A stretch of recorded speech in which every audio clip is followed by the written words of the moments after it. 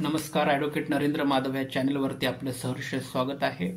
आज आपण एक वेगळ्या विषयावरती बोलणार आहोत। त्या विषय असा आहे की जे काही पर्सनल लॉ आहेत ते पर्सनल लॉ किती इम्पॉर्टंट आहेत आणि सध्याच्या घडामोडीला युनिफॉर्म सिव्हिल कोड जो की भारतीय राज्यघटनेतील अंडर आर्टिकल 44 अंतर्गत येतो, त्या युनिफॉर्म सिव्हिल कोडमध्ये जे काही पर्सनल लॉज आहेत ते किती पद्धतीने व्हायलेट्स होणार आहेत आणि युनिफॉर्म सिव्हिल कोड जर आपल्यामध्ये अंमलबजावणी जर भारतीय जनतेमध्ये झाली तर तुमचे पर्सनल लॉ व्हायलेट होतील का, ह्याबद्दल बऱ्याचशा लोकांच्या मनामध्ये भीती किंवा संभ्रम असा निर्माण झालेला आहे।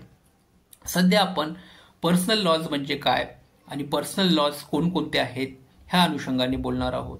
जेव्हा जेव्हा भारतीय न्यायप्रणालीचा विचार केला गेला त्या वेळेला भारतीय न्यायप्रणालीमध्ये काही पर्सनल लॉज त्या धर्माच्या अनुषंगाने तयार करण्यात आलेले आपल्याला पाहायला मिळतात। जसे की हिंदू धर्मासाठी Hindus marriage act, Hindus divorce act आणि मुस्लिम धर्मासाठी मोमेडम्स लॉज आहेत। मोमेडम्स लॉजमध्ये मोमेडम्स मॅरेज ऍक्ट आहे, त्यांचे सक्सेशन ऍक्ट आहे, त्यांचे पर्सनल लॉज त्यामध्ये आहेत आणि ख्रिश्चनसाठी ख्रिश्चन मॅरेज ऍक्ट आहे, ख्रिश्चनचे पर्सनल लॉज ख्रिश्चन्सच्या कम्युनिटी संदर्भामध्ये आहेत।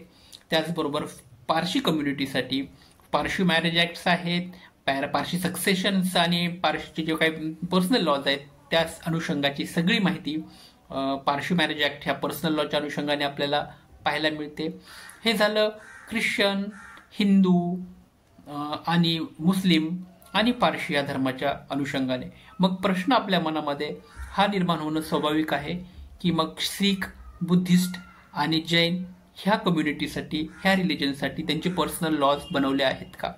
ज्या वेळा हे पर्सनल लॉज बनवण्यात आले होते त्यावेळेला हे पर्सनल लॉज आपल्याकडे इंग्रजांनी आपल्याला ते दिलेले आहेत। तर त्यावेळेला जो काही त्यांचा अभ्यास होता त्या अभ्यासा अनुषंगाने असं सांगण्यात आलं की बुद्धिस्ट, सिख्स अँड जैनिझम हे विचारसरणी ही हिंदुइझम पासूनच निर्माण झाली असल्या कारणाने ह्यांचे काही वेगळे पर्सनल लॉज तयार करण्यात आलेले नाही। तरी देखील आपल्याकडे काही जैनिज, बुद्धिस्ट आणि सिख्स या लोकांची त्यांचे वेगवेगळे पर्सनल लॉज क्रिएट व्हावे अशी मागणी बऱ्याच वेळेला निर्माण झालेली आहे।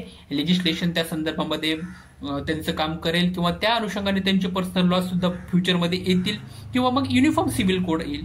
तर युनिफॉर्म सिव्हिल कोड आल्यानंतर हे पर्सनल लॉजचं काम काय आहे आणि युनिफॉर्म सिव्हिल कोड ज्याला आपण समान नागरी कायदा असं म्हणूयात, हा समान नागरी कायदा आल्यानंतर हे सगळे पर्सनल लॉज व्हायलेट होतील का, तर हा जो काही मनामध्ये संभ्रम निर्माण झालेला आहे हा थोडा अभ्यासाचा विषय आहे। तो असा लगेच सर्वसामान्य जनतेमध्ये अभ्यास नसल्याच्या अनुषंगाने ह्या विषयावरती व्यापक असा चर्चासत्र घडून न आल्यामुळे लोकांच्या मनामध्ये संभ्रम मोठ्या प्रमाणामध्ये निर्माण झाला आहे।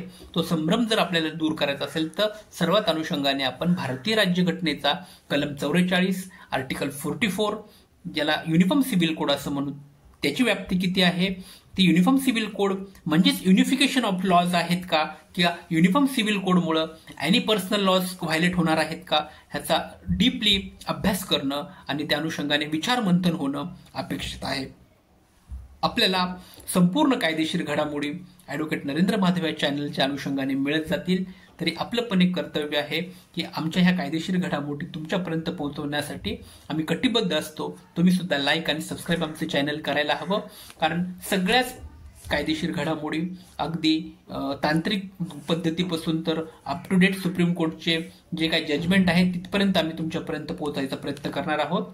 तुम्ही आमचे चॅनल लाईक्स करा, सबस्क्राईब करा मोठ्या पद्धतीनं, कारण तुमच्यापर्यंत जे नवीन व्हिडिओ येतील ते लवकरात लवकर पोहोचण्यासाठी त्यामुळे मदत होईल। तर नक्कीच तुम्ही ते कराल अशी अपेक्षा बाळगतो। धन्यवाद।